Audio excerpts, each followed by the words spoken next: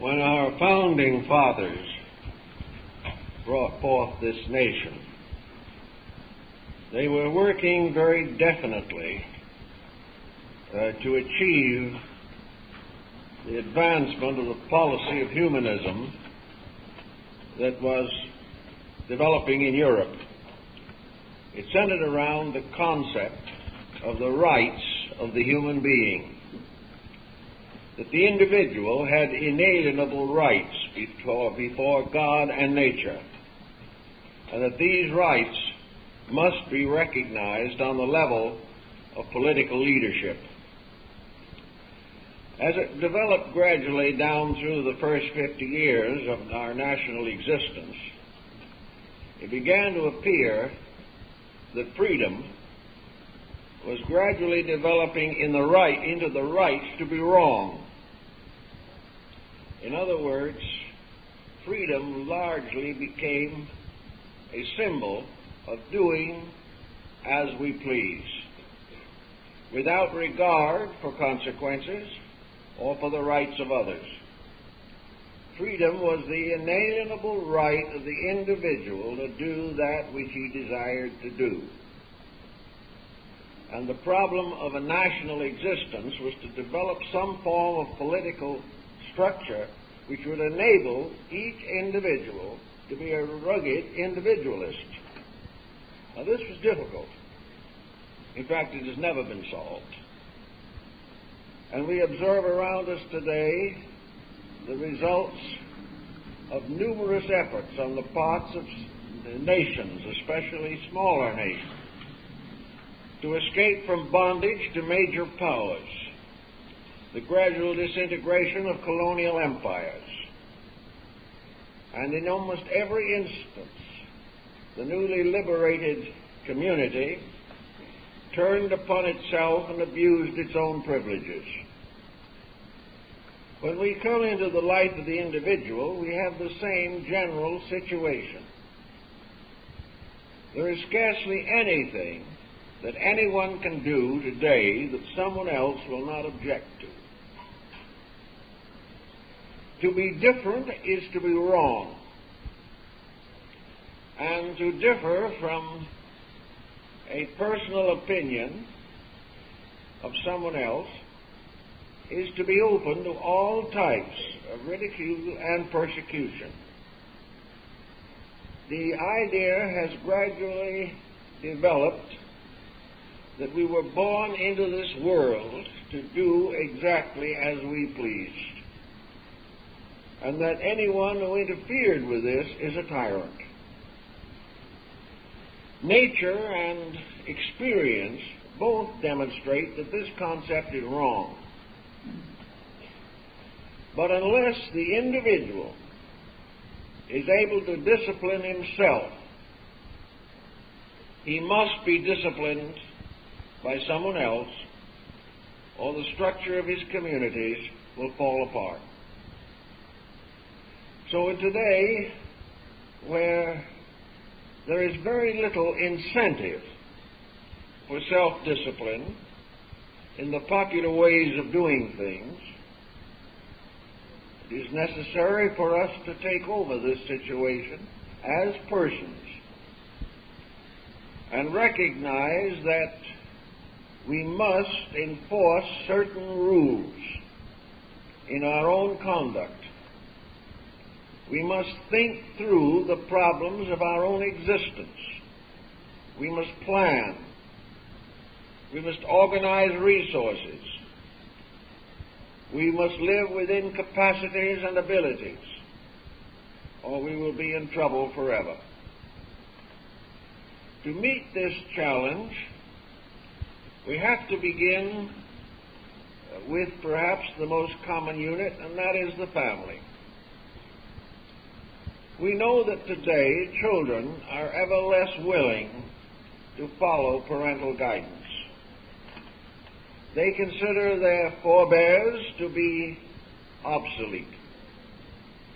They consider their own privileges and rights as inalienable, and more resent any infringement upon their privileges And if these privileges mean the right to do wrong, they insist that this is their proper destiny. One of the main difficulties here, of course, is that today we are trying to discipline young people too late. By the time the child is 10 or 12 years old, the chances of disciplining it thoroughly are very remote. And if we wait until the child does something that is so dangerous or improper that we must take notice of it, it is too late to correct the situation. So we follow the only course that nature has left open to us, realizing that we cannot change these people once their characters are formed. We must return the job to the universal law itself. We must take these people whom we can no longer control and turn them back to heaven to take care of. The laws of nature and the laws of living will ultimately force these radicals back into some type of social pattern. But we may never live to see it, and before this happens, there may be desperate dangers to the social structure. Now, we all like to do what we please, and more we live by this concept. It is aided and abetted by a series of other circumstances, one of the most important being the insecurities of the present generation. We live at a time when to many people the only answer to the successful life is to have as much as you can get right now. Enjoy it all you can right now, and have very little hope or expectancy for the future. This also leads gradually to a demoralization of character. The individual, lacking social securities and lacking security within himself, is an easy victim to a whole group of psychological and psychotic ailments. When he becomes so disturbed and so uncomfortable that he can no longer live with himself, it does not always occur to him to change himself. Rather, he goes on psychotic drugs of one kind or another to reduce his pressures by putting them to sleep rather than by solving them. This situation does add to the general insecurity. Another factor that is very important in our way of life is what we commonly call the concept of wealth. In our way of life here at the present time, wealth takes the place of the autocratic privileges of the past. In ancient times, it was believed that rulers governed by the divine right of kings. Today, we assume that rulers govern by the divine right of dollars. Whoever has enough of them can do as he pleases. Little by little, we have turned all our faith in the direction of accumulation. We have taken it for granted that we are here to get as much as we can, give as little as possible, work when we have to, but avoid it if possible. This philosophy is not necessarily a very good one. There's a story told of a man in his 80s who was interviewed as to the circumstances that had made it possible for him to have such a long life. The man said, well, I had a business, and after a certain length of time, I made $10 million and sold the business. The man I sold it to made 300 million, and he's dead. He left it to another man who doubled it, and he's dead. Therefore, the prime note for this person was, if the paper wishes to have something to say about the party they were interviewing, he said, just say that I can still walk every day in Central Park. Now today, in building and piling up these enormous fortunes, the individual destroys himself. Yet it never occurs to him to discipline this type of pressure. It never occurs to him to realize that beyond this world he can take nothing of this precious belonging that he has accumulated. If it is true that after death there is nothing, then there is really very little good in having too much here now, because it is all going to be forgotten, and the rich and the poor will fall asleep in the same oblivion. If there is something beyond here, it is then obvious that whatever that is not wealth. We cannot take it with us.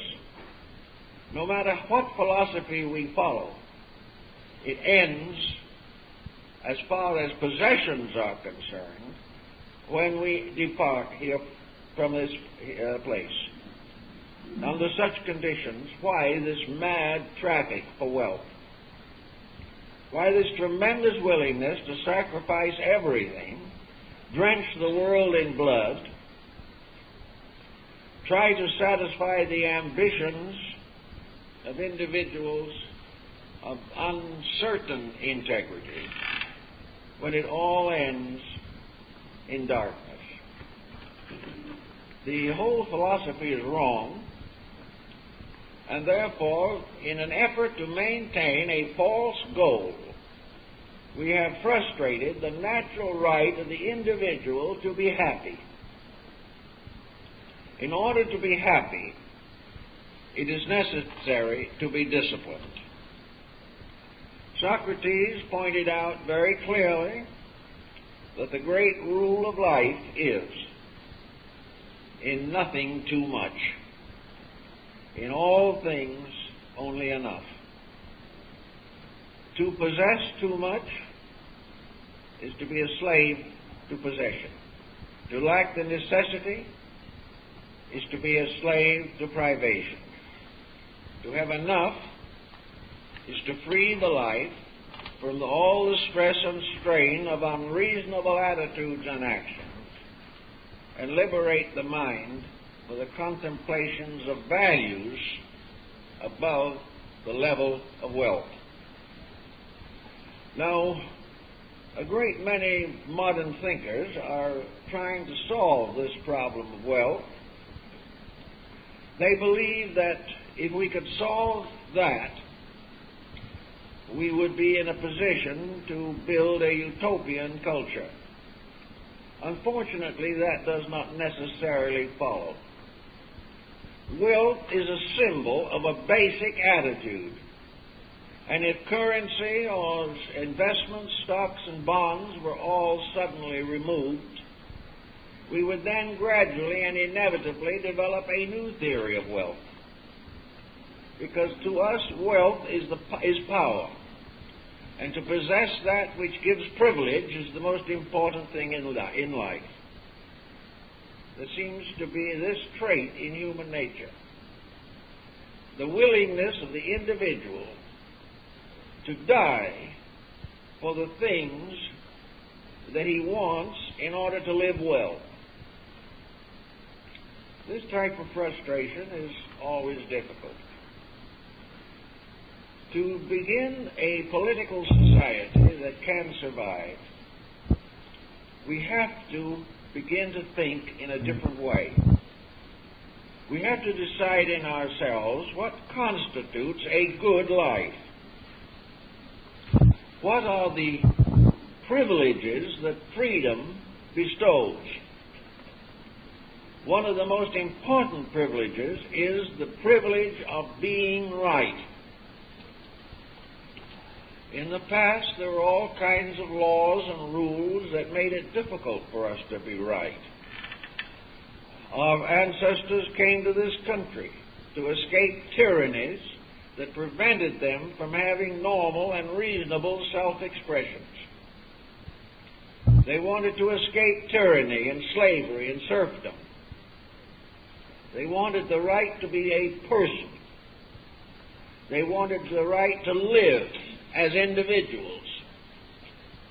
And as soon as that right was at least in part given to them, they began to encroach upon each other's privileges, assuming that the right to do as we please is part of freedom. It is not. It is that factor which almost inevitably will lead freedom back to slavery. To develop our own thinking now, we are living in very confused and hazardous times. And it is marked notably that a frenzy has developed. A frenzy which is leading to inflation. A frenzy which is causing every individual to be the victim of other individuals. Every possible means of exploiting man is being pressed forward by man himself. It has become a battlefield of pressures under which the average person breaks down psychologically and physically. All of it shows that what we have interpreted as freedom is license to exploit. Now, this is not easy to correct, but lots of things can be done if the individual will start to exercise the true privileges of freedom. If he is free to live according to his own convictions, he has the right to grow, the right to be more, the right to be better. Now, in the first 150 years of our national life, this right to be better was still remembered fairly well. But now the right to be better is fading away. And one of the reasons it's fading away is that we are losing track of what constitutes better. We are not sure anymore how to grow, or in what direction growth should lead. We are not convinced any longer that growth is the unfoldment of the potential of the individual.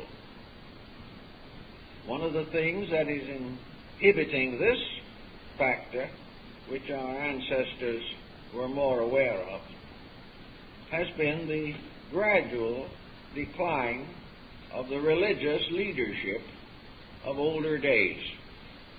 Religion was one of the most powerful factors in directing human effort. And when religion was strong, powerful, and well diffused throughout society, the individual enjoyed the strength of his religious environment. He was surrounded by people who kept the rules, who had the ideals and dreams that were essentially right, and he therefore had a security or strength of number. It was more difficult for him to be dishonest in those days than it is now. It was more difficult for him to be immoral, because morality was a clearly defined standard, and to leave that standard or to break it was to disgrace self and to lose caste. In other words, individuals with religious allegiances formed the peer group, and all others wished to be part of this peer group. Today, the leadership of a group of solid, intelligent, dedicated persons is failing. They simply are not the kind that we find when we turn for example in leadership. We find that every effort is being made continuously to lower the threshold of human integrities. We realize that there is a constant effort to destroy, tear down, disillusion us about those values which are essentially correct. Instead of being applauded for our honesty, we are apt to be ridiculed for it. Instead of being defended for our proprieties, we are accused simply of being too weak to be bad. This type of attitude, of course, is tied very closely to our educational theory. Education, which should help us to administer freedom, is now one of the most powerful instruments in establishing and maintaining bondage. Education is teaching us to be slaves, teaching us to follow the prescribed policies of our time. And more educational institutions are compromising ethics in order to perpetuate the present prevailing practices. We have a very definite situation here that needs a considerable amount of remedy. There is some kind of a pattern of irresponsibility that is being furthered and advanced by what we term educational structure. Also, education is largely the result of observed phenomena. Education has something to do with the books we read. It has to do with the dramas we see, the music we listen to, the pictures we observe in libraries and museums. The environment is very largely a force in determining our taste. We observe that on all these levels, values are failing. More and more, everything is used to preserve the decadence that is becoming more and more prevalent. One thing, for example, I signed a statement a couple of days ago to try to help to preserve and protect the Religion and Philosophy Department in the Los Angeles Public Library. There's a move on foot, at least in some part of the situation. I'm not fully informed, but I signed the petition anyway, to the effect that religion and philosophy were to become subdivisions within the social sciences. In other words, the major sections of the library, out. Now, on what grounds is this done? I would like to suggest that if the library is out of funds, and Proposition 13 is working a hardship on our public library system, that one of the most interesting and possibly profitable things the library could do is to eliminate the fiction department.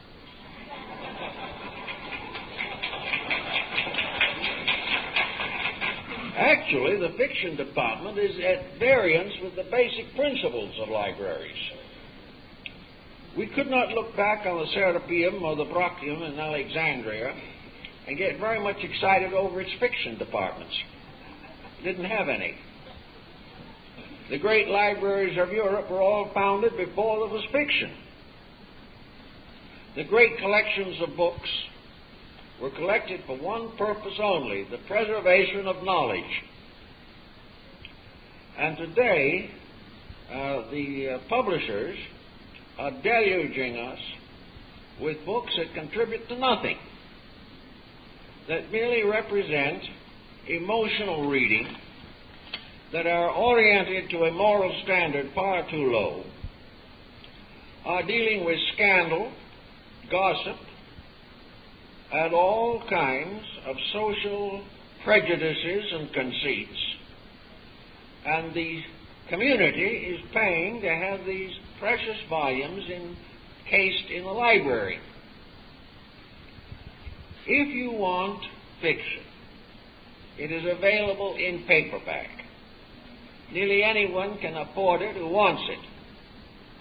But it is not essential to the advancement of knowledge. We might as well say that the public library should issue free tickets for baseball games, bowling alleys, billiard parlors. If it is here merely to serve the amusement of the public, then it is not serving the public as it should. Fiction is entertainment. Libraries are not intended to give free entertainment. They are intended to communicate useful ideas. They're essential to specialists in various fields.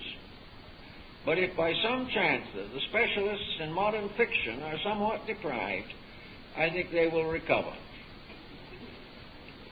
We could take almost any public library in the United States and trim it down. And if we preserve the principle behind libraries, we'd still have room on the shelves for a lot of more books. Because we'd get rid of trash reading, which as far as our mental education, stimulation, and nutrition are concerned, these fields are just about as valuable as heavy carbohydrates and junk foods. We are getting much mental junk food. And the people who love it have not the discrimination to know that it is no good for them. So they continue to read this type of thing. And institutions, instead of leading the public mind, cater to it. Instead of the library helping the individual to establish a standard of proper thinking, the library buys millions of books simply to cater to no standard, or to a standard that should never be tolerated, let alone catered to. So here's where the freedom comes in. If the fiction department was taken out, the library would no doubt be picketed. Every group would be there to defend its own particular specialty. And whether that specialty is any good or not, nobody cares. It is the right of the individual to read the worst literature on earth if he wants to, or to go to see any motion picture or play that he wants to see, regardless of how bad it is in terms of public good.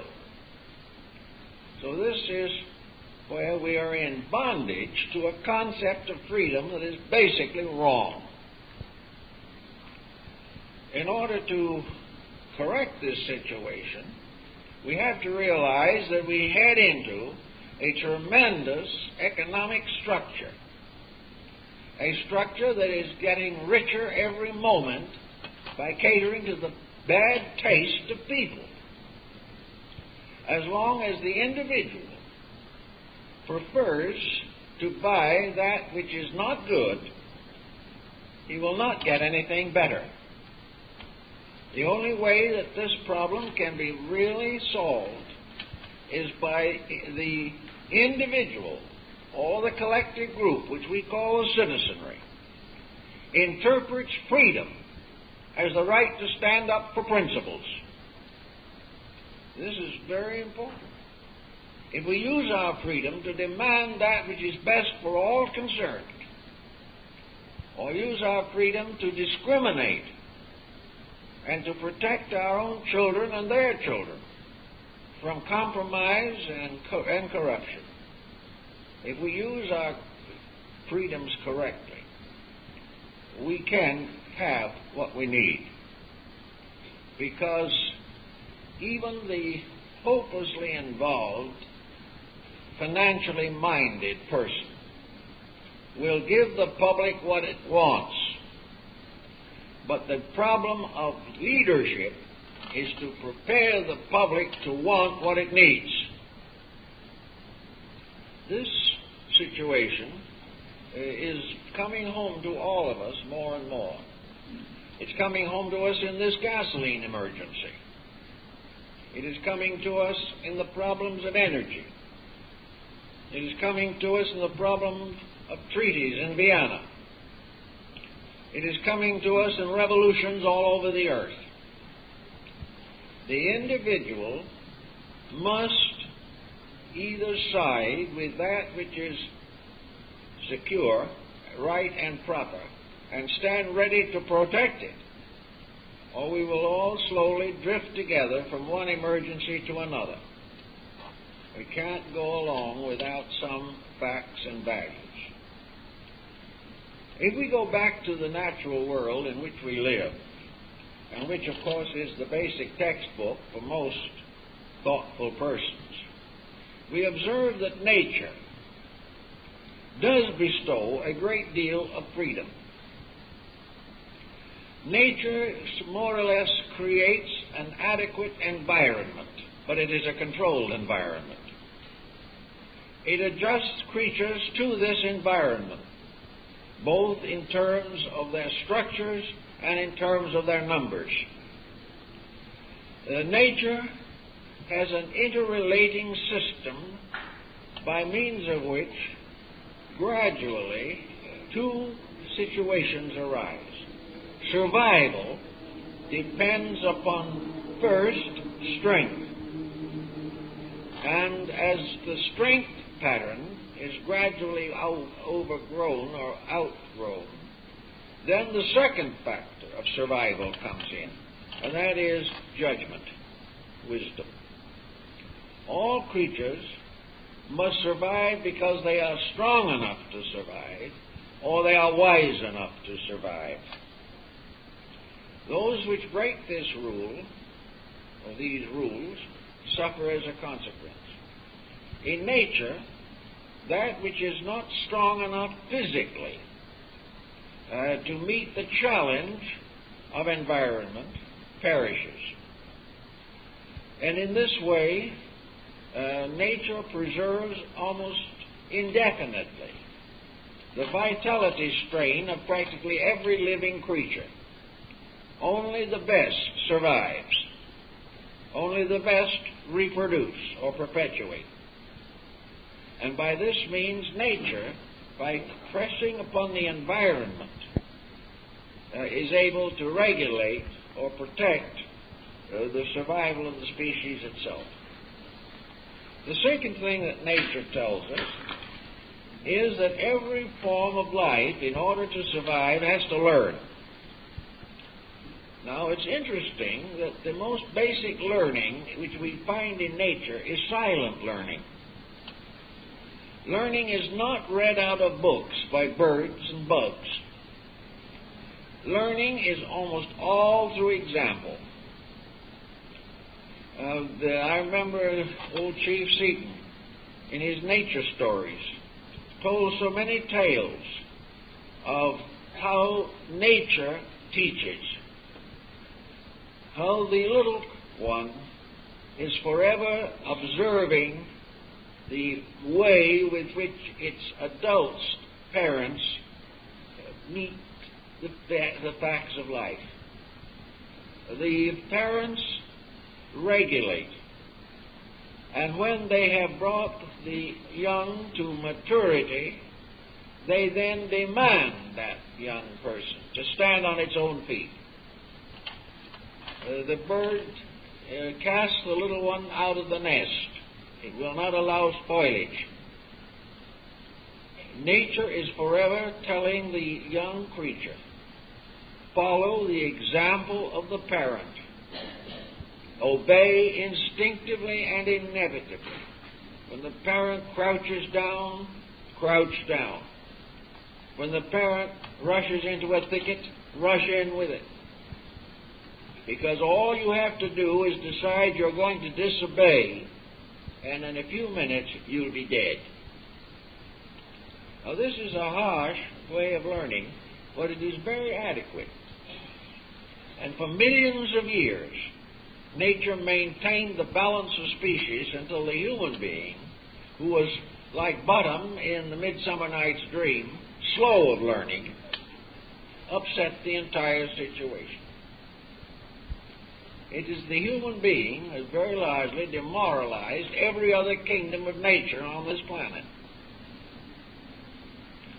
But there's always a chance to do something about it if we want to. And conservationists are trying. But conservationists do not always have nature's point of view. Nature isn't patting animals, birds, flowers, or fishes. It is teaching them the rules by which they must live. And as they live close to these rules, obeying the laws of their kind, they accomplish the greatest freedom that is possible in this world. Freedom is therefore the result or the reward of not making basic mistakes. It is to follow the laws of the kind, to follow the rules of the seasons, and to follow the internal instincts with which all creatures have been endowed. Man is violating these rules. He feels that freedom is to be above his own instincts, to be able to go against his own conscience with impunity.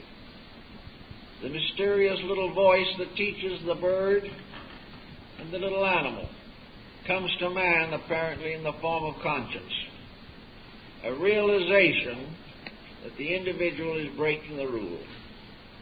And whenever he feels that way, he should pause and give it a consideration.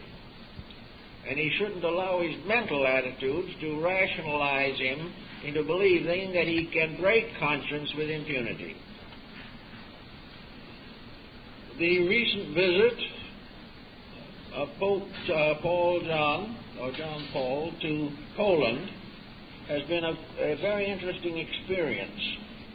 It shows that naturally the human being is religious. There may be different types of religion, different degrees, levels, ways of being religious. There are different sects and different rites and different ceremonies and different names. But the individual's natural instinct to venerate the universal pattern to which he belongs, to recognize the presence of a sovereign power at the source of life, this instinct has not been greatly altered by all the materialistic political theories that have ever been advanced. These theories break down because the human being cannot live with them. They result in a starvation of integrities. They destroy the inner balance of life. Therefore, in an effort to be right, the individual continues to believe the principles that are necessary to his well-being. And if he cannot believe them publicly, he protects them privately in the inner part of his own soul. He is not going to be completely deprived of them. We have fought for a long time for freedom of religion, considering it to be one of the basic freedoms of mankind. In our present sophisticated generation, we are fighting for freedom from religion, and this is a very serious error. But freedom from religion means the gradual decay and decline of every integrity that is necessary to us. Every child coming into this world must have some type of religious education. The easiest, simplest, and most natural is that it should receive it at home, like the little animal does, and should learn to be religious by observing the practices of its mature associates.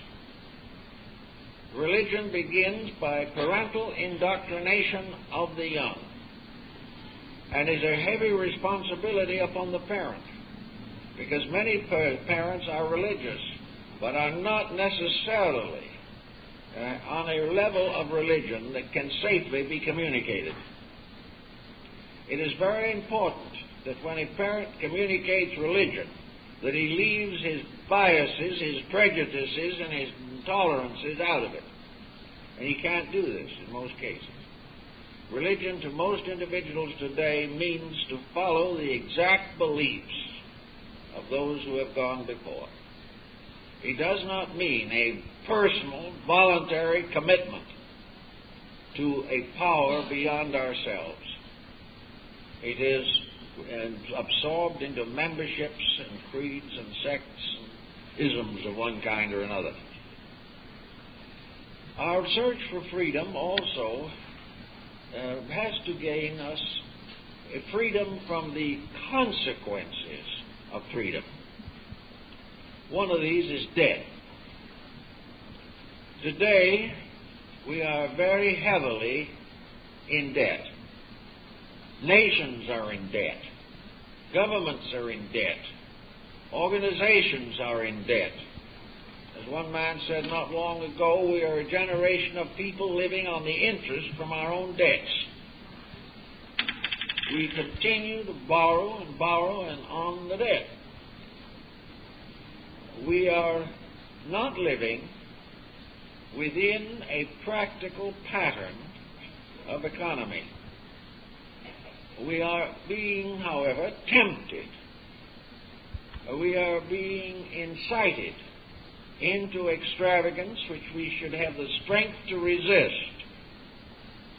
But it is very difficult to resist the desire to have more. The discipline here is the ability to curb the freedom to spend, to know what is right and to know what is not right. I've always been interested in the fact that in the old days, back 2,000, 3,000, 4,000, 5,000 years, the great state institutions of religion, the mysteries, were the most powerful organizations of their time. They were the church and the state. They were the sciences and the arts. They were the universities and the shrines. They were the instructors of the living and created the memorials of the dead. All knowledge, all learning was vested in these institutions. Those who entered these institutions became the leading citizens of their time. And most of the honored names that we remember out of the classical periods were initiates of these state systems, bound by the most solemn obligations.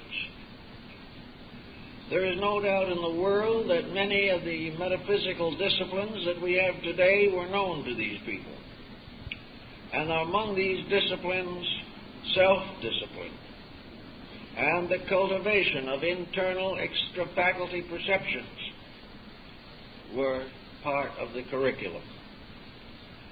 Now, into that situation, society honored the best, although, of course, no generation was ever able to live up to its principles completely. But there was a greater approximation. And there was a strong leadership towards spiritual things, towards education. There was respect for the arts and sciences, and a heavy penalty for desecrating them. If a musician composed an inharmonic or discordant piece of music, he was subject to punishment. He might be exiled from the city.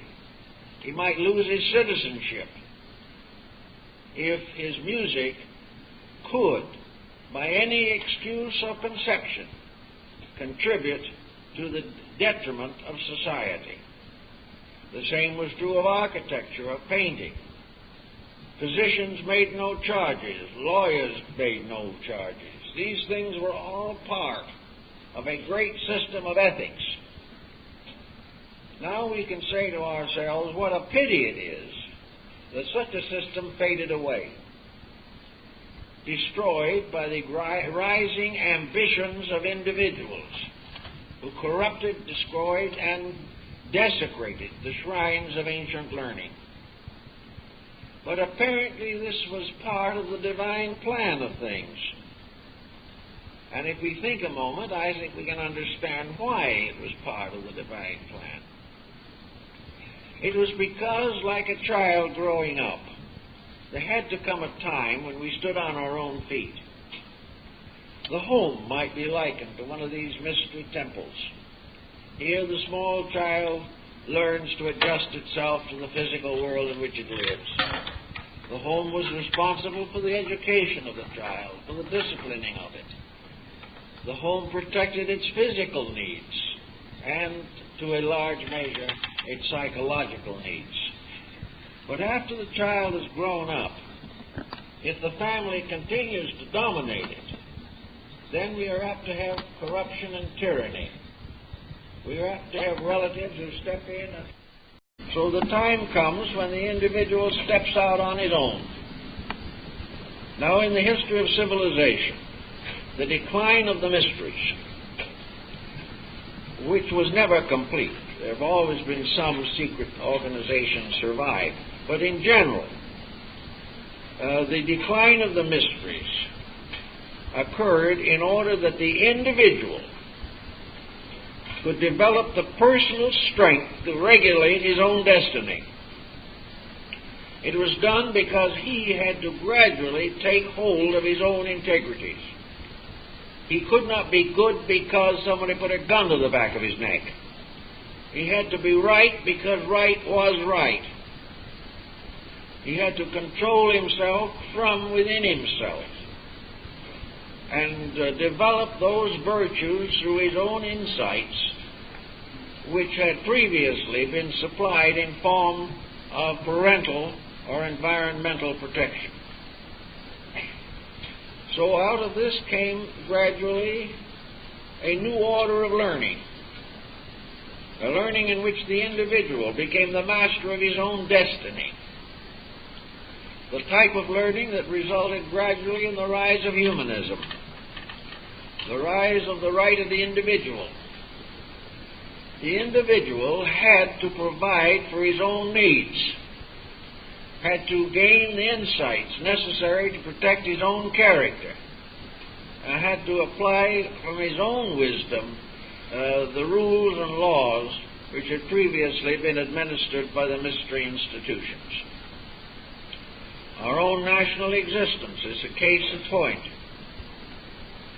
We were required to move from a colonial state to a free and independent people, which meant that we had to take over the administration of our own destiny. Nature wants this. Nature is not going to permit us to be forever adolescent. But where an individual faced with the responsibility for his own destiny remains an adolescent, then the system falls apart. We must face the problem of maturity. Now, maturity is a very subtle thing. Nobody seems to know exactly what the word means. Maturity to most individuals is the attainment of voting age. When a person is old enough to vote, or old enough to get into the army and die for his country, he is an adult. Also, as soon as he begins to look like an adult, he is mistaken for one. After he becomes a little more adult and shows a few patriarchal propensities, then he is mistaken for a wise man or woman. We assume age to have something to do with maturity. It has, but only under one condition, that the years that it took to get older were used to become wiser. If this was completely neglected, the individual can pass to the grave at 90 or 100 and still be an adolescent. An adolescent is one who lives without the realization of his own responsibilities, without knowledge or acceptance of his own duties in the community in which he lives.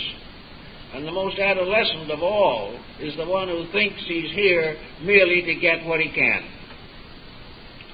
Now, when adolescents of this kind teach younger adolescents, adolescence as a fact becomes supreme. We have to accept the problems of maturity. Maturity is vision, thoughtfulness. Maturity is the willingness to sacrifice freedom for right, and if necessary, to give up our personal privileges in the protection of our common good. Now, we have this problem with our gasoline situation. I'm not going to try to philosophize on it, because I don't think anybody seems to know what it's all about. Not completely. But we have a reasonable realization that there is some truth behind it. The great truth being that no matter who is responsible for the present crisis, this earth is a bottle, so far as petroleum is concerned. It's a round jar. And sometime we're going to scrape the bottom of it. This oil supply cannot be replenished by nature at the speed in which it is being taken out of the ground by man. So someday we're going to have not only shortage, but a very desperate lack of fuel. Now, whether it's now or 50 years from now, it's going to come someday because of inevitables. And therefore, arrangements must be made to find other sources for fuel. We will. We have the ingenuity and the skill, but the transitional periods will be difficult, and always have to be. Now we can see right now what the attitude is in general. A pandemonium caused by this shortage, which interferes with almost everything that we do. Somewhere along the line, it might be wise to realize how vulnerable we are, and that we have this vast, complicated structure of civilization which can be ruined by a little pollution in the air, can be ruined by contamination of water, and can be ruined by lack of fuel and energy power.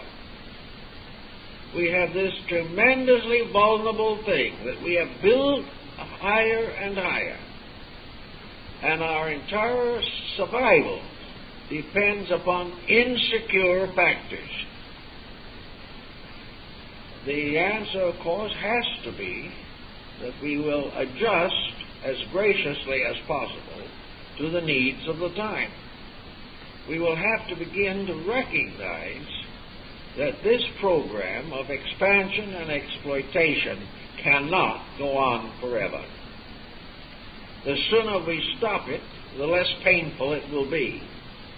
If we wait till a common emergency forces it, the result may be devastating.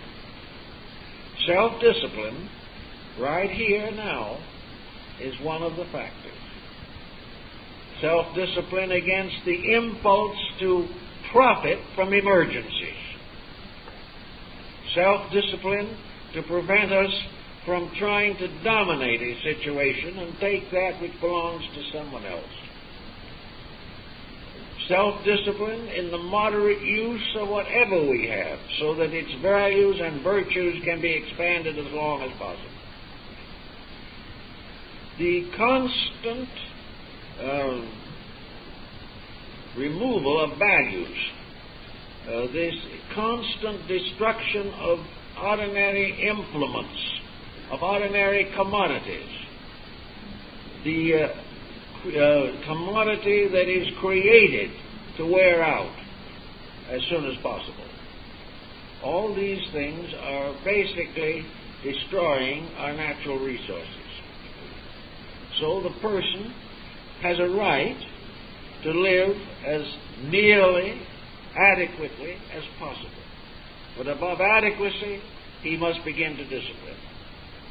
When he has what he needs and reasonable luxuries that are not dangerous to his survival, this is as far as he can go. And beyond this point, he is tearing down the structure of his entire social order. So freedom here, again, has to be controlled.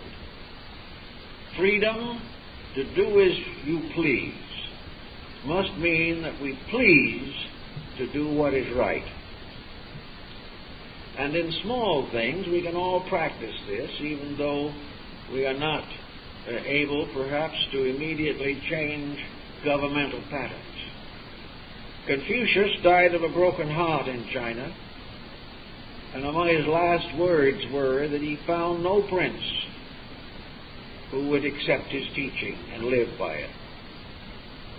But after him came others who greatly revered and venerated those teachings, and they became one of the imperishable codes of conduct, and are even being brought back in China today. So everywhere it is hard to influence other people to do the things that we know to be right. But we are able to have greater influence than we suspect. What is not good, we should not support. We do not have to go into violent revolutions or anything of that nature. But when it is obvious that we are wasting, we can stop wasting. When we are being deceived or exploited, we can decline to cooperate. It may mean that we will have to go without something that we want. But if enough people go without something that they want, they will ultimately have that which they want more, that which is better for them. And this is true in all the fields in which we are supporting bad policies. Another form of bondage to freedom is in the level of ideas within ourselves. Within each of us there seems to be a series of different governments functioning at the same time. We are a monarchy, and this monarchy is a spiritual power within us which rules by divine right.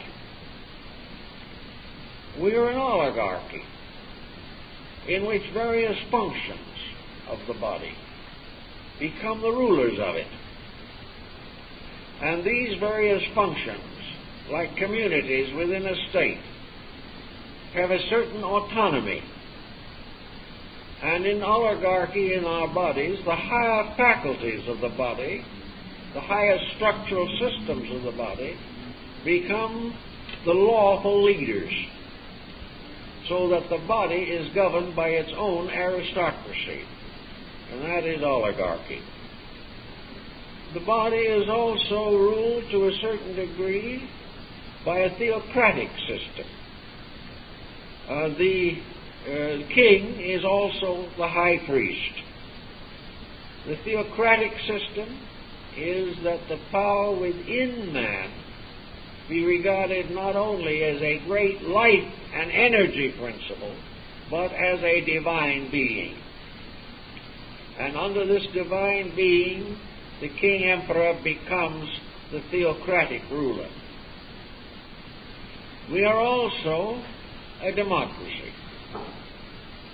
A democracy rising from the different levels of our own interests and our own abilities. Democracy does not bestow upon us equality. It does bestow upon us equal opportunity to fulfill our own natural destinies. Democracy is to essential principles a government by the permission of the governed. But when we study man, we're not sure we find it there even. I wonder how many of us are governed with the consent of the capillaries, the limbs, whether we are governed by the consent of the heart or the liver. When it comes to these things, we are a tyranny in which willpower gives us the advantage and enables us to destroy ourselves. So we are tyrannies also. The tyranny of ambition in ourselves, and its right to destroy the body, destroy the mind, destroy the heart. Then we are also a communism, in our own bodies. And that is what might be termed an industrialized state. A state in which all the parts of the economy, which we call the body, are held in servitude to the creation of the superior self. In other words, what we are really doing is to use all our faculties and powers industrially to support the purposes of the will or of the mind. The mind makes us work, and in turn the mind gains the benefits of our labors, so that everything except the mind is a slave, existing primarily to provide that which the appetites desire. Then, of course, we are subject to revolutions. Every so often, a system is so badly abused that there is a revolt. And in this we have a parallel to the French Revolution, the Russian Revolution, the Chinese Revolution, and the American Revolution. Weary of tyranny, the body rebels. When this happens within the body of the individual, we call it a breakdown. We go to the hospital as a nervous wreck. The body no longer able to stand the intemperances of its rulers, and the faculties and facilities of the body being constantly exploited to gratify the divine right of princes, our ambitions. Finally, there is a revolution. And in this revolution, we turn the structure inside out or upside down. And we start over again. And after a revolution, we come out of the hospital with a strong resolution to live well.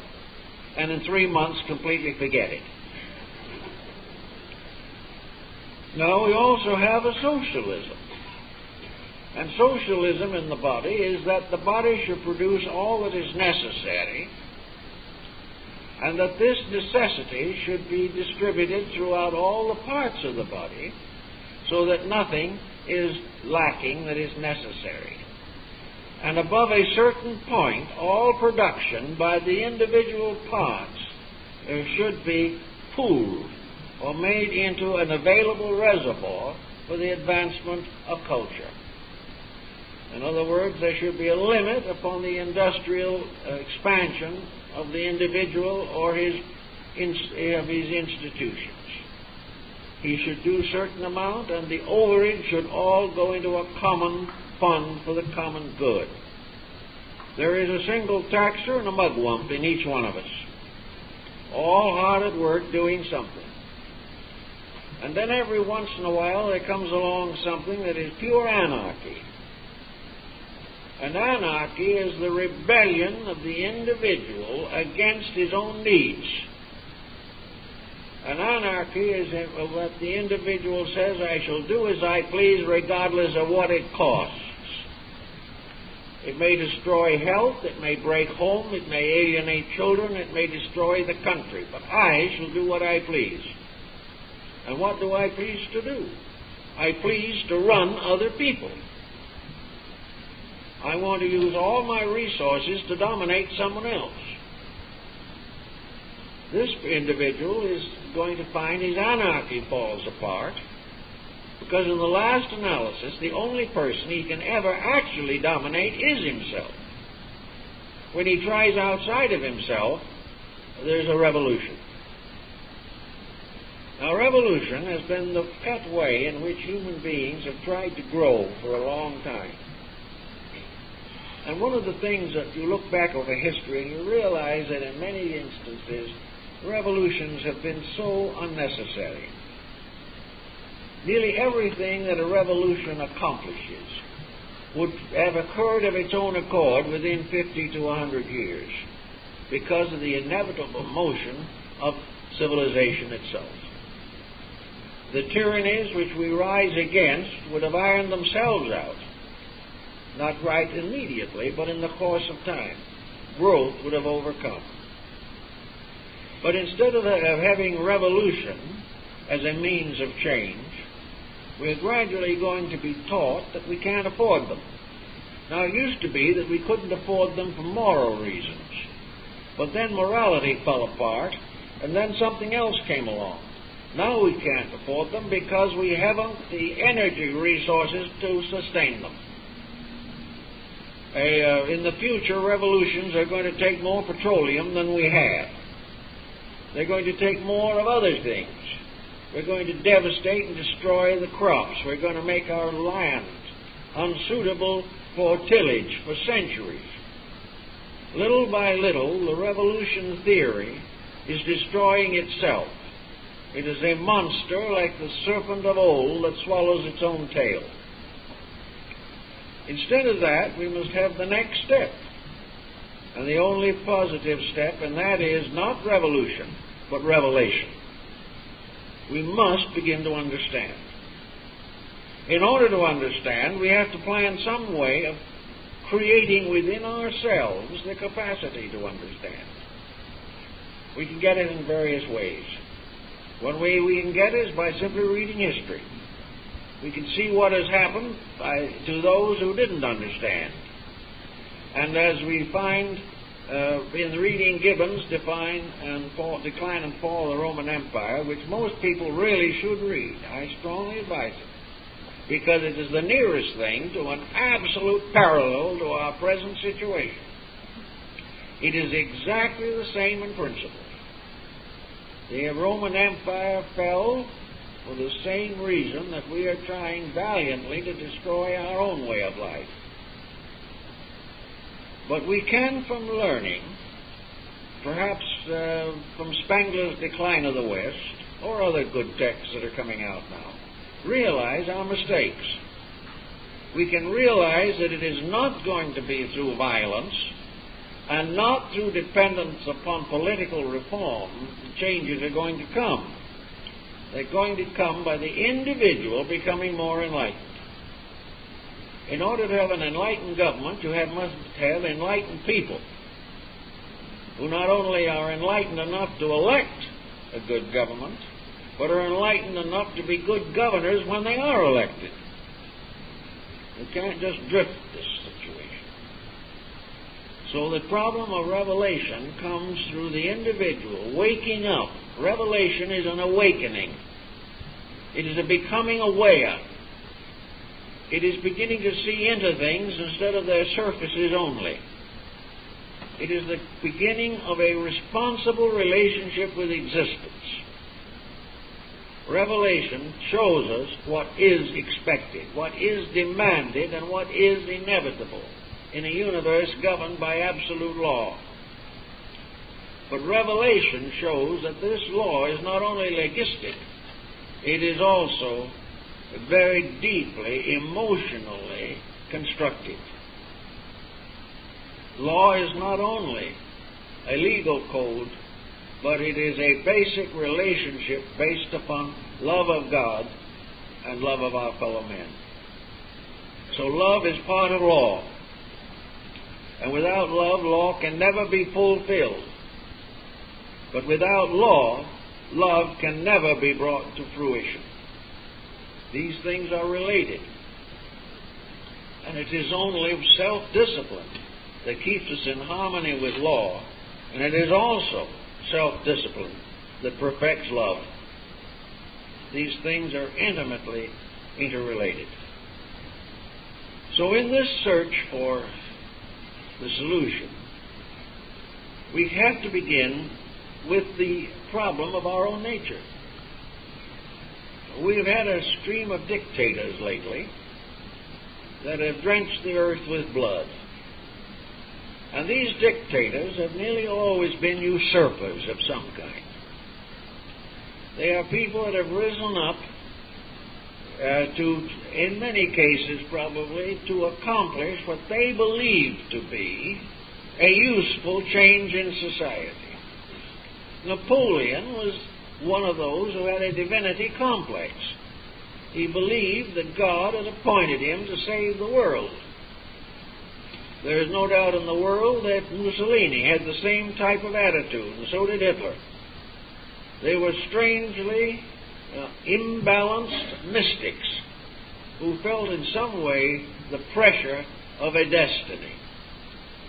Of course, we can hardly say that Karl Marx was dominated by the God complex, but he also regarded himself as a man of destiny, but without permission of deity, because he probably gravely doubted the existence of deity. But all these people, of various reasons, at various times in their careers, really believed they were doing something to help people. Now bring this now into yourself. Somewhere in yourself is this dictatorial factor. It's usually located somewhere between the ears. This faculty is the part that determines what is good. Now, most people start out in families and in relationships. They want to do what is good. They want to help people to be better. But it's hard to help people to be better when you do not know what better is yourself. So better really almost always means conformity. To conform with what the better thinking person thinks better is. And it ends in tyranny. It ends in one superstition being imposed upon another. And where the blind lead the blind, they all fall in the ditch together.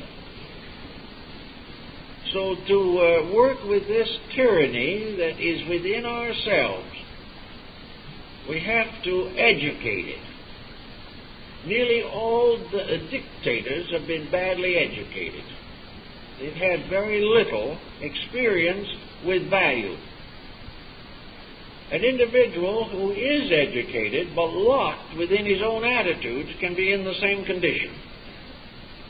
He is in this condition because although he has a proper background for learning, he has never used it. He has subjected his background of learning to the foreground of his own opinion. If we are then trying to work to solve this problem in ourselves and in society, we come around finally to the realization that something has to open up the inner life of the individual. Now let's bring that down to our present situation also. In the last 10 years, the world in general has changed its attitude toward knowledge very substantially. It has been a period of astonishing religious renaissance. More and more people have turned to some kind of faith.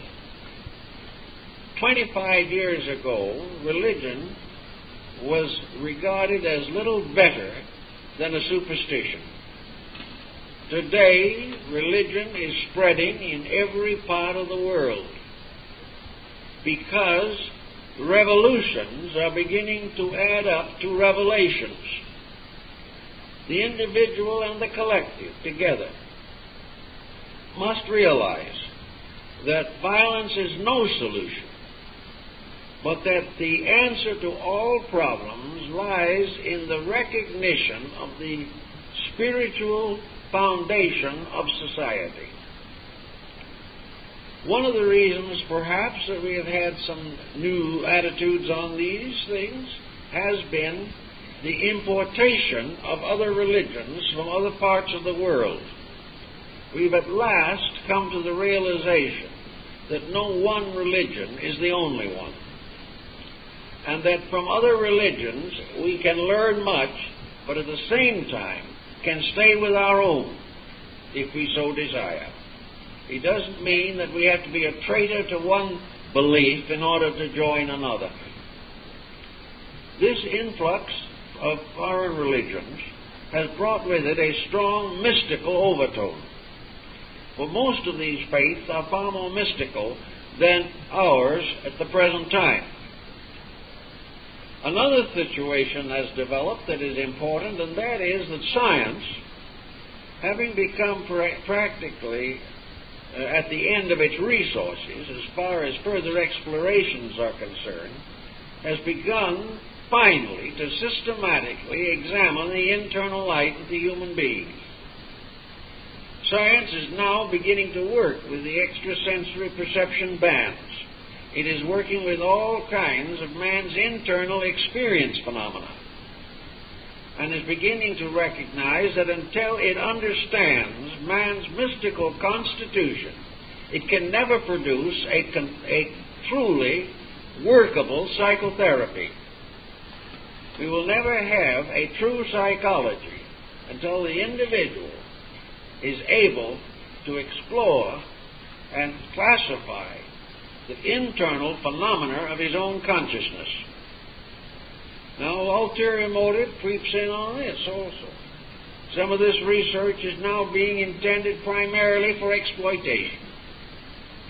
And the various schools that are claiming it are some of them already falling into exploiting techniques. But the major over-pattern is very good. It is that man is beginning to recognize what he forgot 2,000 years ago, and that is the mystery of his own inner life. He is beginning to restore the structure of the mysteries and their philosophies and their teachings. A simple example has been acupuncture, which came in as a superstition and is now established as a valid form of science. We are suddenly beginning to realize the fact that our ancestors long ago were not fools. There's a man by the name of Salbertes who wrote a book, and in it he attempted to expose the miracles of antiquity. They were all frauds. But in order to explain them and maintain his own point of view, he had to create an antiquity as highly advanced in science as we are today, because to produce the phenomena without metaphysical means required advancement of science beyond anything that we know. So he caught himself in his own trap. He points out, for example, that the ancients had androids, statues that spoke, moved, and performed services. They had talking heads that could add up complicated digital numbers.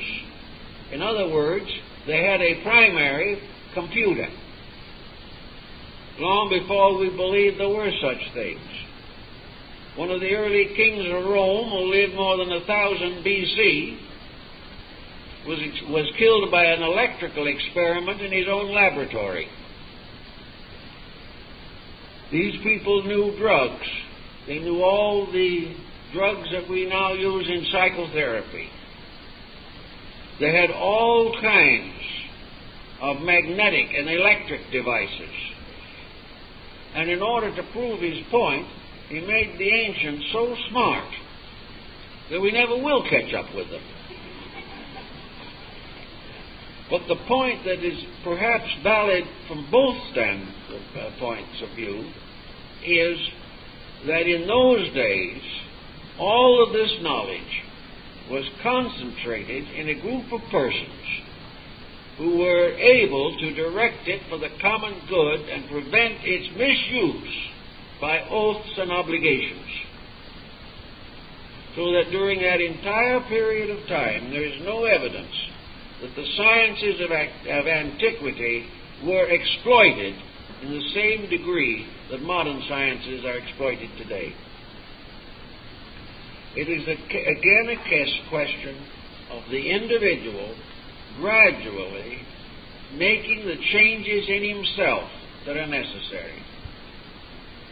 The modern trend in metaphysics could result, and probably will result, in the gradual unfoldment of those parts of man's own internal nature which will ultimately free him from all pollution, from all exploitation, from the danger of nuclear warfare, and all of this type of thing. He can release from within himself everything that is necessary for his physical security, and at the same time free his consciousness for the advancement of knowledge. This was Lord Bacon's dream, that in the end, all science would free individuals from the responsibilities resulting from abuse and ignorance, that science would rescue the person from the dilemma of his own mistakes. But this can only come when science stops making the mistakes also. And it can only do this when it has become ensouled. And modern science, exploring into the mysteries of life, energy, time, matter, spirit, mind, all of these things, science goes on, it's going to discover some answers.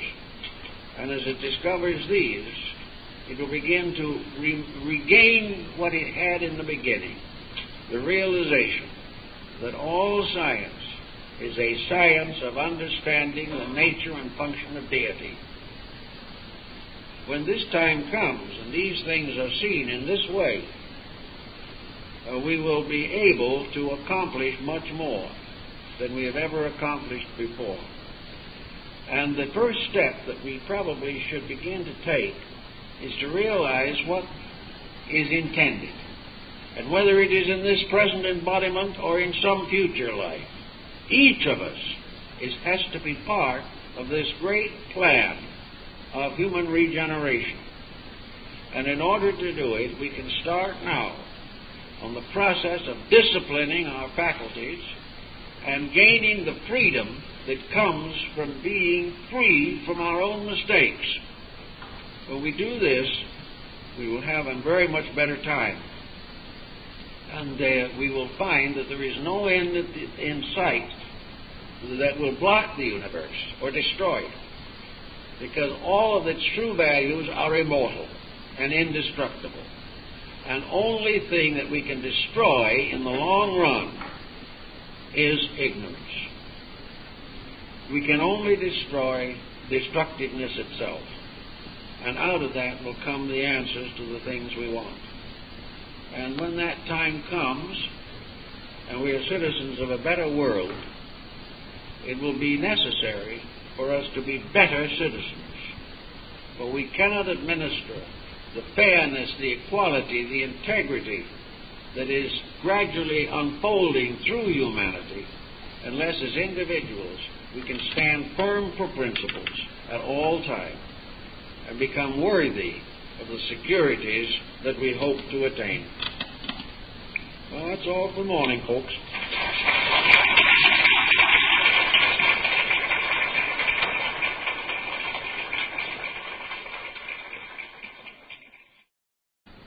And have very little hope or expectancy for the future.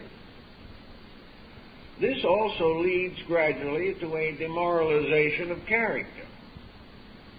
The individual, lacking social securities and lacking security within himself, is an easy victim to a whole group of psychological and psychotic ailments.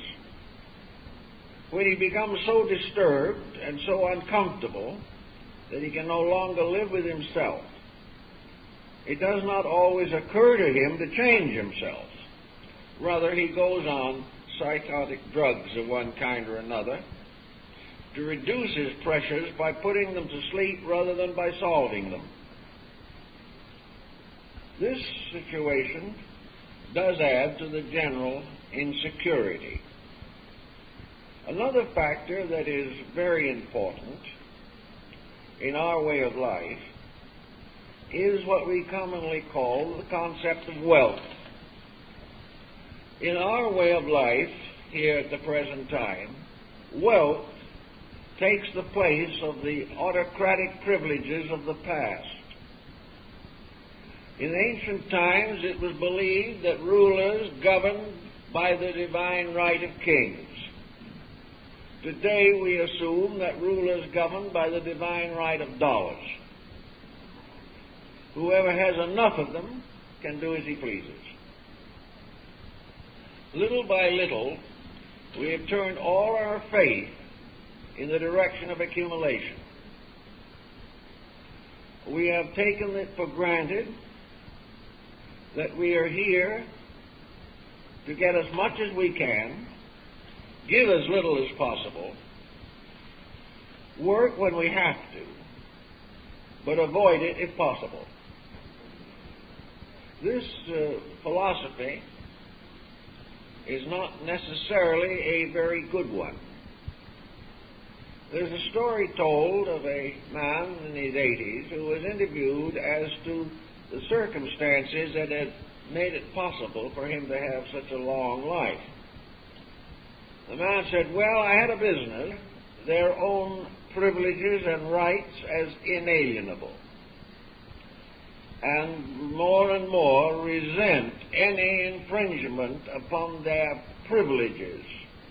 And if these privileges mean the right to do wrong, they insist that this is their proper destiny." One of the main difficulties here, of course, is that today we are trying to discipline young people too late. By the time the child is 10 or 12 years old, the chances of disciplining it thoroughly are very remote.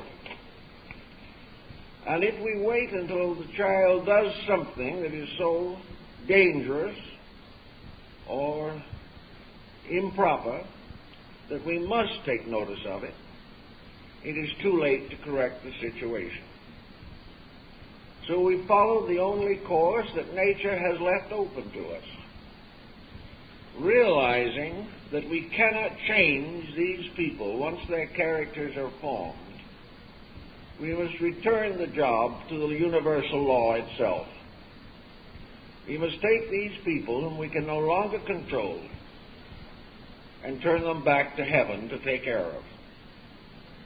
The laws of nature and the laws of living will ultimately force these radicals back into some type of social pattern.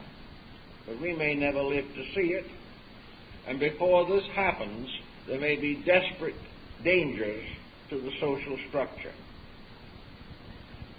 Now, we all like to do what we please, and more we live by this concept. It is aided and abetted by a series of other circumstances, one of the most important being the insecurities of the present generation. We live at a time when to many people the only answer to the successful life is to have as much as you can get right now. Enjoy it all you can right now.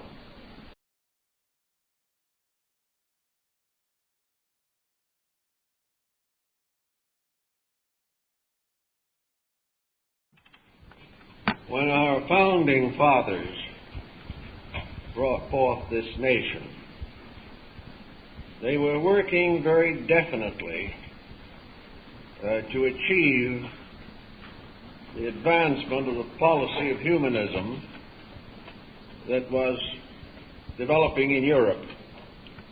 It centered around the concept of the rights of the human being, that the individual had inalienable rights before God and nature, and that these rights must be recognized on the level of political leadership.